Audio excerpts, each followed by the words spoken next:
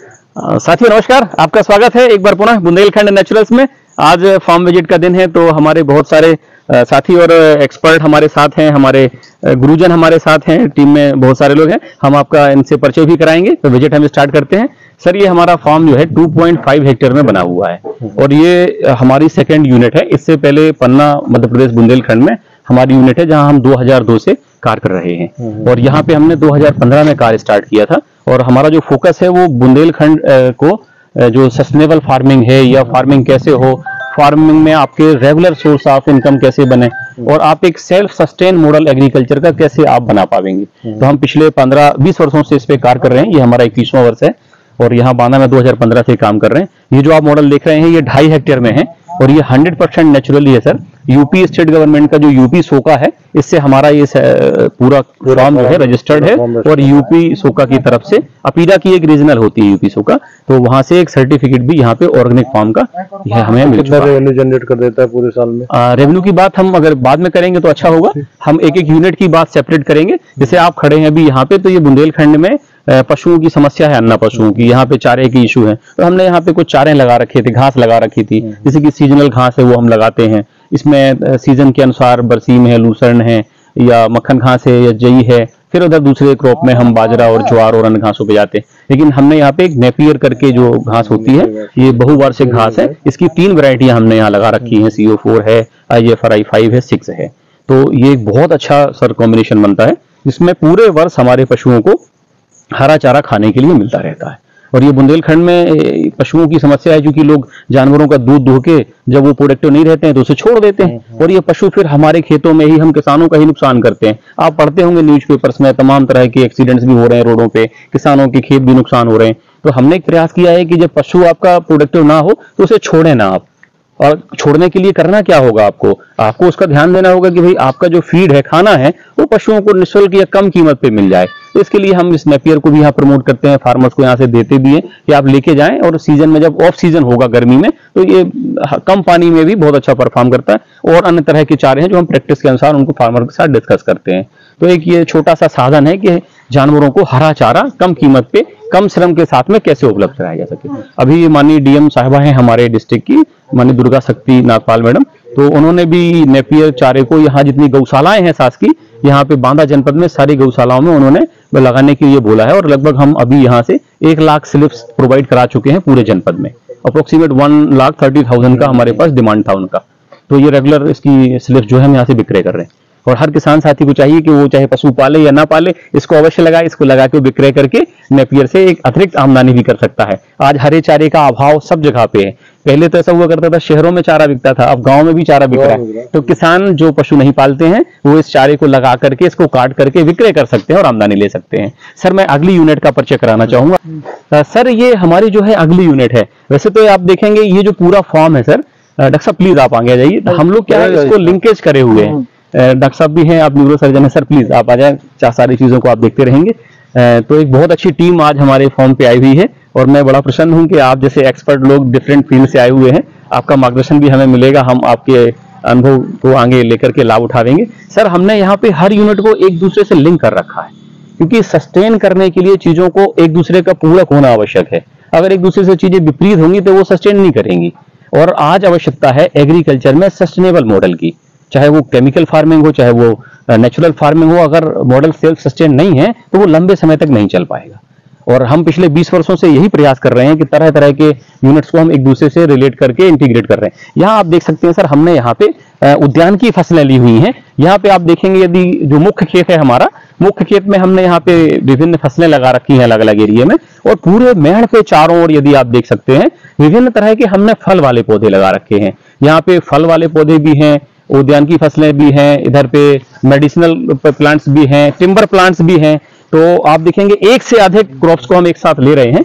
इससे हमें अतिरिक्त आय भी मिलती है। और इसको हमने इंटीग्रेट इस तरीके से किया है कि राउंड द ईयर आपको खाने के लिए फ्रूट्स मिलते रहेंगे। यदि आप इसे सेल करना चाहते हैं मार्केट में, तो आप 2 से 4 प्लांट्स लगा करके आगे जा सकते हैं, जिससे आपका पूरे साल कुछ ना कुछ आमदनी यहाँ से होती रहेगी। मुख्य खेत में आपकी फसलें चल ही रही हैं। जो मुख्य खेत में आप कर्षण क्रियाएं करेंगे, पानी लगाएंगे, फर्टिलाइजर डालेंगे, वो फर्टिलाइजर आपके पेड़ को निःशुल्क मिलता रहेगा। आपको केवल कटिंग और प्रूनिंग का ध्यान रखना है समय समय पे। और यदि कोई रोग व्याधियां आ रही हैं तो उनका आपको ट्रीटमेंट करते जाना है। तो इससे भी आप एक अच्छी आमदनी ले सकते हैं। 5 साल से 7 साल के मध्य आपको लगातार आमदनी होती है, प्रतिवर्ष आमदनी होती है। आप 1, 2 या 3 प्लांट्स को फोकस करके इसे आप लार्ज स्केल पे लगा सकते हैं। क्योंकि हम एक मॉडल यहाँ डिजाइन कर रहे थे, इसलिए हमने सारे प्लांट को एक साथ यहाँ पे लगा रखा है। मल्टीपल प्लांट्स हैं और काफी अलग अलग तरह के, जैसे कि मेडिसिनल प्लांट हैं, फ्रूट प्लांट हैं, टिम्बर प्लांट्स हैं, अलग अलग तरीके के हमने इनको सेट किया हुआ है। हमने यहाँ पे सर जो लोग अपने बागानों में, खेत में जाते हुए एंट्रेंस में या जो गैलरी होती है उसमें आसपास बड़े फ्लावर वाले या कलरफुल प्लांट्स लगाते हैं लोग अट्रैक्शन के लिए। अच्छा है, वो भी तरीका अच्छा है। हमने भी कुछ लगा रखे हैं, सीजनल फ्लावर लगाते हैं। लेकिन इसके साथ साथ हमने दोनों तरफ प्रयास किया था कि यहाँ हम इंटेंसिव सिस्टम में, सघन प्रणाली, जिसे अति सघन प्रणाली कहते हैं, वहां हमने, आप देख सकते हैं, यदि एक पेड़ से दूसरे पेड़ की जो दूरी है लगभग 6 फीट से 8 फीट हमने रखी हुई है। और इस प्लांट्स को हम रेगुलर कटिंग और प्रूनिंग करते हैं, इसकी हाइट भी ऊपर नहीं जाने देते हैं और इसको प्रॉपर चारों ओर इसका छत्रक बनाते हैं। इससे क्या होता है कि एक तो लुक वाइज भी बड़ा अच्छा होता है और इससे हमें आमदनी लगातार मिलती रहती है। जैसे आप ये अमरूद के प्लांट देख रहे हैं, अमरूद के प्लांट में एक वर्ष में 3 बहार आती है, हस्त बहार, अम्बे बहार, मृग बहार। तो हम प्रयास करते हैं यहाँ हम 2 बहारों का फ्रूट लेते हैं। एक तो हम जो खरीफ में बहार आती है उसमें फ्रूट लेते हैं और दूसरा जो रबी की, ठंडी की मौसम की बहार होती है उसमें फल लेते हैं। लेकिन पुराने अनुभव जो हमारे रहे हैं, खरीफ मौसम में, वर्षा के मौसम में एक कीट होता है फल मक्खी जिसे कहते हैं, फ्रूट बोरोर, उसका काफी अटैक आता है। तो किसानों को चाहिए कि अगर वो रबी खरीफ मौसम में ले रहे हैं अमरूद, तो थोड़ा सा फल मक्खी को शुरू से वो कंट्रोल करके चले तो बहुत अच्छा रिजल्ट आता है। और फिर हम रबी मौसम में, तरीके सर इसके काफी सारे तरीके हैं, उसको हम डिस्कस करेंगे बाद में। एक बारी विजिट हो जाएगी, एक वीडियो है हमारा फ्रूट बोरोर को कंट्रोल करने के लिए, अगर आप यूट्यूब चैनल पे जाएंगे मेरे तो वीडियो पड़ा हुआ है। तो इस तरीके से आप प्लांट्स लगा सकते हैं, ये भी बहुत फायदेमंद है। अगली यूनिट सर मैं आपको ये दिखाना चाहूंगा, आप दिखा सकते हैं तालाब को। सर ये बहुत महत्वपूर्ण यूनिट है हमारी और मैं हर किसान को बोलता हूँ कि यहाँ पे बुंदेलखंड में पानी का बहुत बड़ा इशू। सर यहीं से रहते हैं, ठंडा धूप में काफी आप परेशान होंगे। ये जो यूनिट है सर, इस यूनिट को इस तरीके से हमने लिंकेज करा है। सबसे पहले जो खेत में पानी बरसता है या जिस एरिया में जो पानी बरसता है, वो अगर हम देखें तो उस एरिया की ही रिक्वायरमेंट के लिए पानी होता है। बुंदेलखंड में लोग कहते हैं कि पानी का अभाव है, पानी नहीं है, ये गलत है सर। बुंदेलखंड में लगभग 800 mm से 900 mm वर्षा होती है। लेकिन दिक्कत कहाँ है कि लोग इस वर्षा के पानी को अपने खेतों में संचय नहीं करते हैं और वो बहकर के खेत की उपजाऊ मिट्टी को लेकर के खेत से बाहर नदी नालों के माध्यम से समुद्र में व्यर्थ चला जाता है।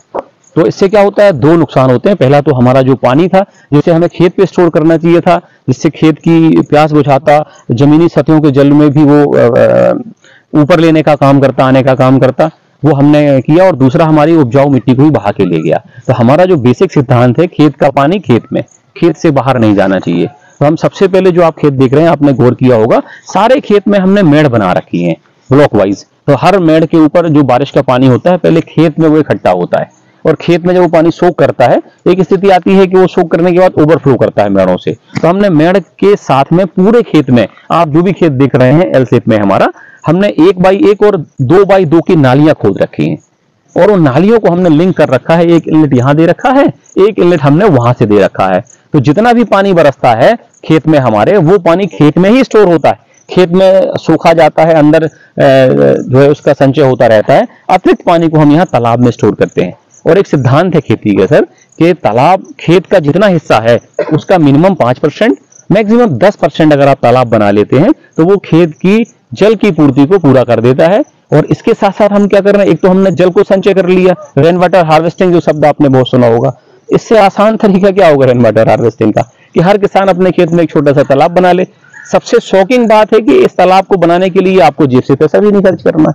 भारत सरकार की खेत तालाब योजना है, ये हमारा मध्यम तालाब है, ये 30x35x3 मीटर का है, लेकिन हमने गहरा कराया 4.5 मीटर। इस पे 1,14,200 सब्सिडी देती है भारत सरकार। छोटे तालाब में सब्सिडी 52,500 देती है और इस सब्सिडी से ही ये तालाब खुद जाता है। लेकिन फार्मर कहते हैं साहब हम इतने हिस्से में पानी के लिए तालाब खोदेंगे तो हमारी जमीन बर्बाद जाएगी, हमें यहाँ से आमदनी नहीं होगी। तो हम बताते हैं कि भाई इस हिस्से में आप केवल IMC, इंडियन मेजर कार्प यदि पाल देते हैं तो आप 80,000 से 1 लाख रुपए की आमदनी यहीं से कर सकते हैं।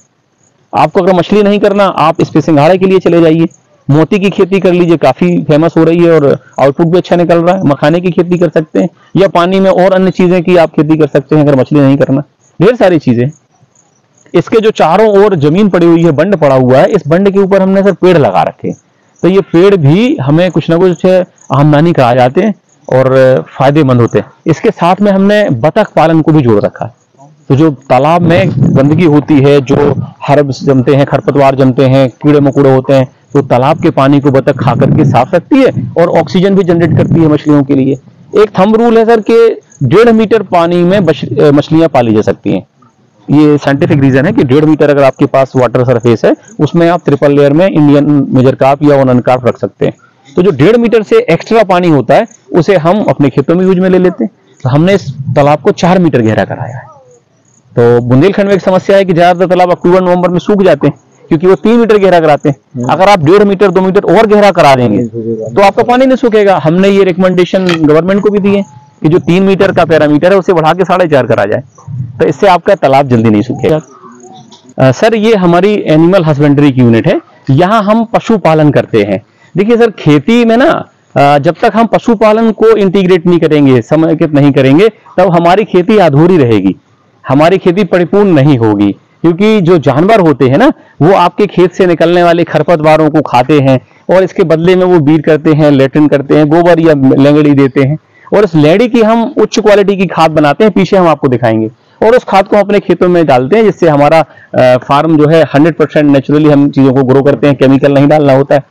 अब यहाँ पे मैं इस यूनिट की बात करना चाहूंगा। हमारा जो ये सेटअप है ये बकरी पालन का, ये केंद्रीय बकरी अनुसंधान संस्थान जो मथुरा है, उनके तकनीकी मार्गदर्शन से हम यहाँ पे काम कर रहे हैं। उनके साथ एक हमारा MOU भी हुआ है और हम यहाँ पे टेक्नोलॉजी को स्प्रेड कर रहे हैं, किसानों को मोटिवेट कर रहे हैं बुंदेलखंड यूपी MP लेवल पे।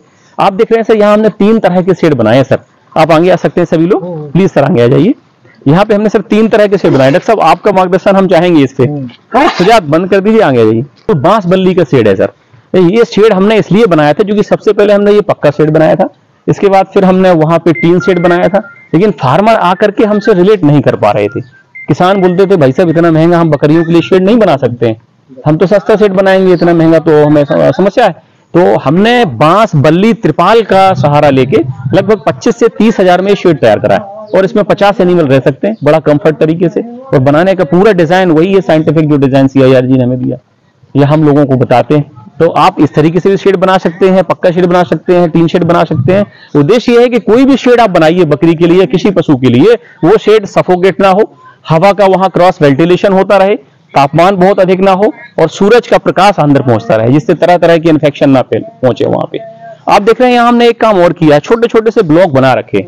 अगर आपने गौर किया हो तो बकरी में एक फीडिंग हैबिट होती है, एक फाइटिंग हैबिट होती है। बकरी जब खाना खाती है तो दूसरे एनिमल को मार के भगा देती है, दूसरे साथी को अपने। इस तरीके से आपस में लड़ते झगड़ते भी रहते हैं। तो क्या होता है, अगर हम सारे एनिमल्स को सेम एज ग्रुप के एक साथ रख देंगे तो एनिमल खाना नहीं खा पाएंगे और हो सकता है कोई एनिमल ज्यादा खाए, कोई बिल्कुल ना खा पाए। तो वो जो एनिमल नहीं खाएगा वो धीरे धीरे वीक होता जाएगा। दूसरा क्या होता है कि उम्र और वजन के अनुसार इनको रखने में हम इनकी टैगिंग कर पाते हैं, डेटा कलेक्ट कर पाते हैं और स्पेशली हम मेल जो एनिमल है उनको अलग चैम्बर में रखते हैं, अलग ब्लॉक में रखते हैं। आप देख सकते हैं ये मेल एनिमल का ब्लॉक है और ये सारे ब्रीडर हैं, यहाँ से हम सेल भी करते हैं। तो अभी ऑलमोस्ट हमारा ये सेल हो चुका है, अब ये नए सेशन में जाके हम सेल करेंगे। तो यहाँ पे 4 से 5 नस्लों के ब्रीडर हैं, इनका ब्लॉक अलग है। फीमेल का वो बर्बरी का ब्लॉक है, ग्रेजिंग पे गई है। ये सिरोही जमुना पारी का है, इनके छोटे बच्चों का है, धूप इसलिए अंदर है, बाकी और छोटे छोटे से ब्लॉक्स बने हुए। आप देख सकते हैं हमने इनके खाने के लिए व्यवस्था अंदर करी है, पीने के लिए व्यवस्था अंदर करी है। प्रतिदिन पे सुबह से सफाई होती है। इन पे हम हफ्ते में 2 बारी चूने का, लाइम पाउडर का यूज करते हैं, जिसपे अंदर हाइजीन बनी रहे, सुरक्षा बनी रहे, बैक्टीरिया या अन्य पैथोजन जनरेट ना हो। और प्रॉपर तरीके से क्लीनिंग होती है। इन्हें दिन में 3 से 5 बारी खाना डाला जाता है, सुबह से लेकर शाम तक। इसमें सूखा चारा होता है, हरा चारा होता है और कंसंट्रेट फीड होता है। इस तरीके से हम इसे मैनेज करते हैं। साथियों नमस्कार, मैं आपका पुनः स्वागत करता हूं। हमने फॉर्म विजिट करा है सभी साथियों ने और हमारे साथ गणमान्य अतिथि हैं, डॉक्टर साहब भी हैं और भी लोग आए हुए हैं। तो मैं आपका सर परिचय जानना चाहूंगा, कहाँ से हैं सर आप? मेरा नाम विकास सिंह है और मैं जिला जालौन एक कदौरा ब्लॉक का निवासी हूँ। मेरा गांव बागी पड़ता है और हम भी कह सकते हैं कि पारिवारिक रूप से किसान ही है जी। तो काफी दिनों से यहाँ आने का प्रयास चल रहा था, बात होती रही। आज हमने सोचा कि चला ही जाए। तो ये सब देखकर बहुत ही प्रोत्साहित हुए कि एक बहुत ही कहा जाए कि यूनिक प्रयास है, बुंदेलखंड में लोग करना नहीं चाहते हैं लेकिन करें तो उजड़े बुंदेलखंड को एक चमन बना सकते हैं, हरा भरा बुंदेलखंड बना सकते हैं। सिर्फ प्रयास की जरूरत है और असलम जी ने बिल्कुल ये साबित कर दिया है अपने प्रयासों से। धन्यवाद सर, ये मेरा प्रयास नहीं था, हम सभी का, हमारे गुरुजनों का आशीर्वाद था। सभी लोग आप सभी के सब है, पूरी सर वो पूरा एफर्ट करती है। मैं उस टीम का एक छोटा सा मेंबर हूँ, मैं साथ में लगा रहता हूँ सबके। और सर आपका धन्यवाद, आपने अपने अनुभव साझा किए। हम आपसे निवेदन करना चाहेंगे सर कि ये जो हमारा natural sustainable farming system model है, आप इसे अपने क्षेत्र में किसानों को बताएं, समझाएं, प्रेरित करें, जिससे वो भी अपनी आय सुनिश्चित कर सके, नियमित और निश्चित आय के लिए वो अपना कदम आगे बढ़ा सके। बिल्कुल बिल्कुल, हमारा पूरा प्रयास है कि हम लोग इसको, जो भी जानकारी यहाँ मिली है, जो भी हमने देखा है, इसको लोगों को प्रचारित करें, हमें बताएं कि संभव है अगर आप करना चाहें।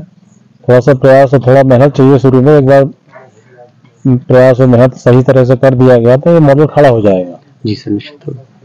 धन्यवाद सर आपका बहुत बहुत, आपने अपना अनुभव साझा किए।